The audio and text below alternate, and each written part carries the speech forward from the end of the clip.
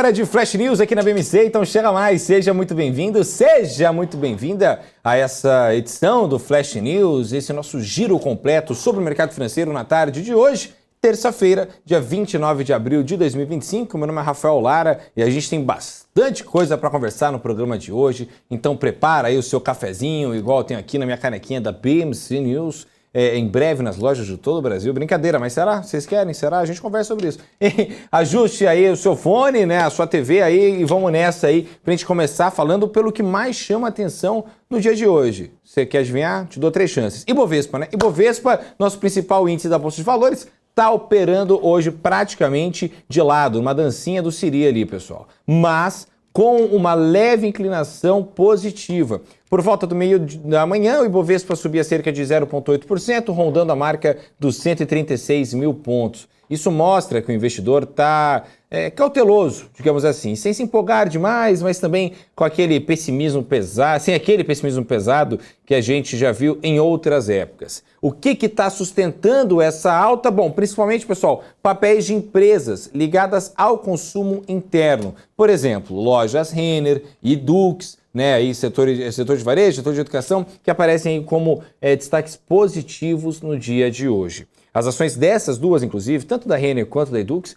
subiram mais de 3% logo nas primeiras horas de pregão. E isso é muito interessante, né? Porque a gente vai vendo aí que vai indicando um certo otimismo em relação à recuperação da economia doméstica. Então, isso pode ser aí um indicador, talvez, de que as pessoas vão voltar a consumir mais, a contratar mais serviços, e as empresas que dependem do mercado interno acabam surfando essa onda, pelo menos no dia de hoje, no nosso Ibovespa.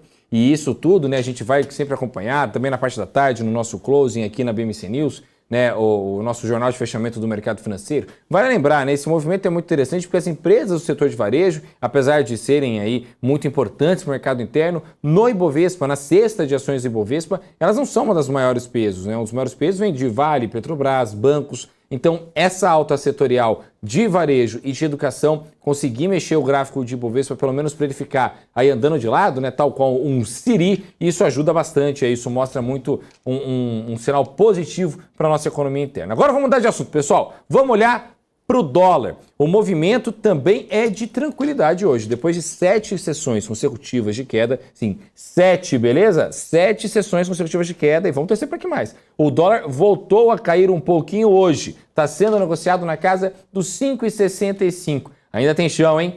Para o nosso dólar voltar para o patamar que já teve um dia, tem chão. Mas tudo bem, vamos lá. O mercado de câmbio está claramente no compasso de espera, principalmente para ver qual vai ser o próximo passo do Banco Central daqui do Brasil e também do Federal Reserve lá nos Estados Unidos. Né? E a gente vai sempre acompanhando e isso mostra que tem muita expectativa no ar, né? A gente fica muito de olho, né? E falando em Banco Central, inclusive, o Banco Central, o presidente do Banco Central daqui, né, o Gabriel Galípolo, deu declarações importantes no dia de hoje. Né, e isso claramente mexe com o preço do dólar. Ele reforçou que o Banco Central pretende, pessoal, agir com bastante prudência nas próximas decisões de política monetária. Isso significa o quê? Isso significa que o Galípolo disse que é preciso dar tempo ao tempo, ou seja, que a taxa de juros atual ainda não teve seu efeito completo na economia e que, portanto, seria precoce falar em cortes expressivos da Selic agora. Então, vale lembrar, né, pessoal?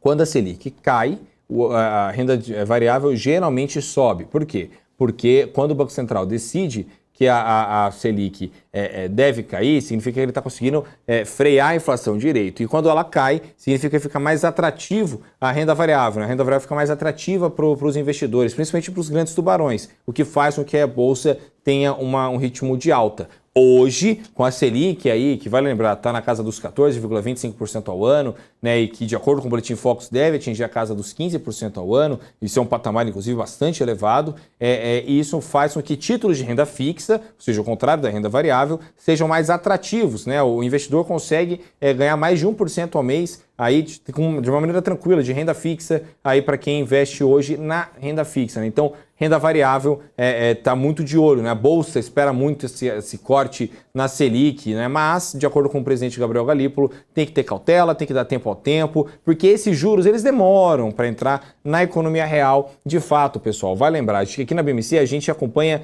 na Super Quarta, por exemplo, a decisão desde o Federal Reserve lá dos Estados Unidos até mesmo aqui do Brasil, do nosso Copom.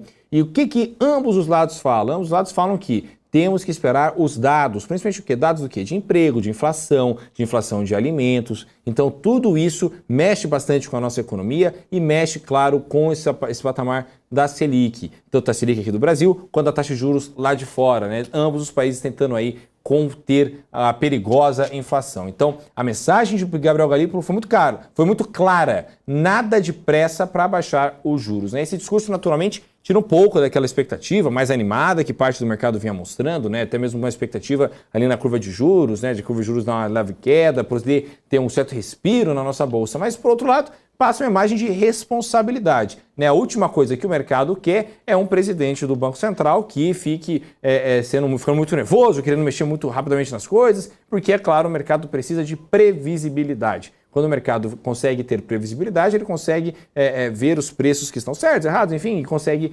fazer seu lucro aí no dia a dia, né? E cá entre nós, isso também acaba sendo positivo a médio prazo, porque estabilidade e previsibilidade são ingredientes essenciais para atrair investimentos, tanto daqui do Brasil, né, de grandes tubarões, quanto lá de fora, né? Agora vamos falar um pouquinho de inflação, que é um assunto sempre muito sensível para todo mundo, né, pessoal? Hoje saíram 2 dados muito importantes. Primeiro, o IGPM, que é aquele índice bastante usado para reajustar os aluguéis, por exemplo, né? Você que paga aluguel aí todo mês, inclusive, sabe, o IGPM é bastante utilizado, né? Ele, inclusive, surpreendeu, subiu 0,24% em abril, depois de ter caído 0,34% em março. Ou seja, o índice voltou a registrar uma alta. No acumulado dos últimos 12 meses, o IGPM sobe agora 8,5%, pessoal. Isso é bastante, hein? Essa alta recente tem muito a ver com a pressão nos preços de commodities, como, por exemplo, o minério e alguns produtos agrícolas. Então, a gente sempre fica muito de olho no IGPM, porque é um dos índices que mais chegam perto aí da nossa economia real, né? Principalmente para quem mora de aluguel, ou até mesmo para quem tem apartamentos que aluga para outras pessoas, né? O IGPM é muito importante para conseguir reajustar o preço do aluguel. Agora, o segundo dado, pessoal, muito importante foi o IPCA 15, que é uma prévia da inflação oficial medida pelo IBGE.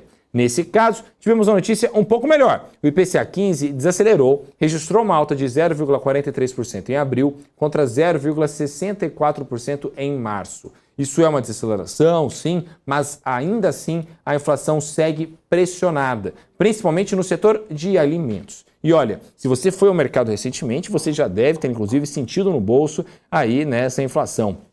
Então, por exemplo, o preço do tomate disparou, né? Subiu mais de 32% só nesse mês, né? Isso é muito impressionante, de uma maneira horrível, né? De uma maneira negativa. A inflação pesa no bolso de todo mundo, seja da classe alta, média, baixa, todo mundo sofre, porque tem que se alimentar, tem que comprar alimentos, e aí na hora que vê lá um tomate custando 32% mais caro no mês, é de se acender um alerta, né? Lá as compras do mês, né? Todo mundo tem que ficar de olho na tal da temida inflação. Então, apesar da inflação, pessoal, ter perdido um pouco a força no geral, né, principalmente nesses últimos 2 meses, os produtos do dia a dia têm continuado subindo, impactando o orçamento das famílias. Isso é muito complicado. É algo que o Banco Central, com certeza, vai levar em conta nas próximas reuniões, principalmente quando a gente analisa esse discurso do presidente Gabriel Galípolo em relação a corte de taxa de juros, né? Taxa de juros tem tudo a ver com inflação. Vale lembrar, eu já citei aquela analogia, é como se você estivesse aprendendo a dirigir um carro, né? Acelerar demais, nem frear demais. Tem que acertar o ponto morto para o carro poder andar. A nossa economia é a mesma coisa. Estão tentando acertar para conseguir frear a inflação e também gerar uma atratividade aí nos investimentos de todos os lados, tá certo? Vamos falar um pouquinho agora de América, vamos falar um pouquinho do cenário internacional, porque o ambiente lá fora, pessoal, também está ajudando hoje, viu, na nossa bolsa. Hoje, as principais bolsas do mundo operam em alta. E por que isso, Rafael? Você me pergunta? Isso porque os Estados Unidos anunciaram que devem aliviar tarifas sobre carros importados. Isso trouxe, um respiro para os mercados globais, principalmente na Europa. O índice Stoxx 600, que mede o desempenho de várias bolsas europeias, subia cerca de 0,2% no fim da manhã. Ou seja, vocês podem observar que esse movimento, inclusive, de dança do seri aí que a gente estava comentando, né? Andar igual caranguejo aí pro ladinho da nossa bolsa brasileira, isso também lá fora rolou, né? As bolsas lá europeias também ali no Stoxx 600 subiam cerca de 0,2% no fim da manhã. Nos Estados Unidos, o S&P 500 e o Dow Jones também avançavam, ou seja, o humor internacional está positivo, o que sempre ajuda, claro, no mercado aqui do Brasil, né? A gente que tem negócio com todo mundo. Mas nem tudo são flores, pessoal. Hoje também foi divulgado o relatório JOLTS nos Estados Unidos, que mede o número de vagas de emprego abertas. E aí a gente teve uma notícia um pouco preocupante. Por quê? Porque o número de vagas caiu para 7,2 milhões de vagas em março, bem abaixo dos 7,5 milhões em fevereiro. Isso pode ser um sinal de que o mercado de trabalho norte-americano está começando a esfriar.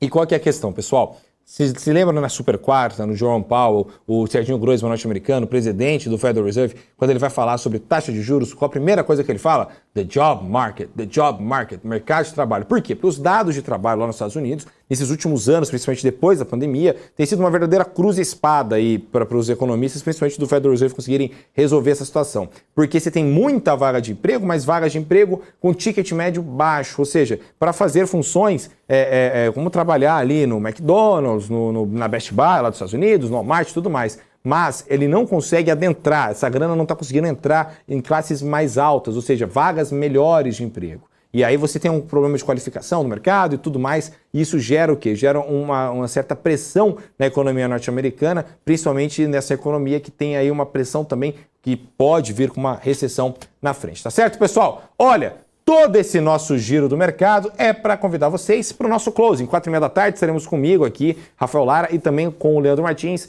para falarmos sobre o fechamento do mercado financeiro ao vivo na BMC News. Você pode vir e participar. Vejo às 4h30. Até mais. Tchau, tchau!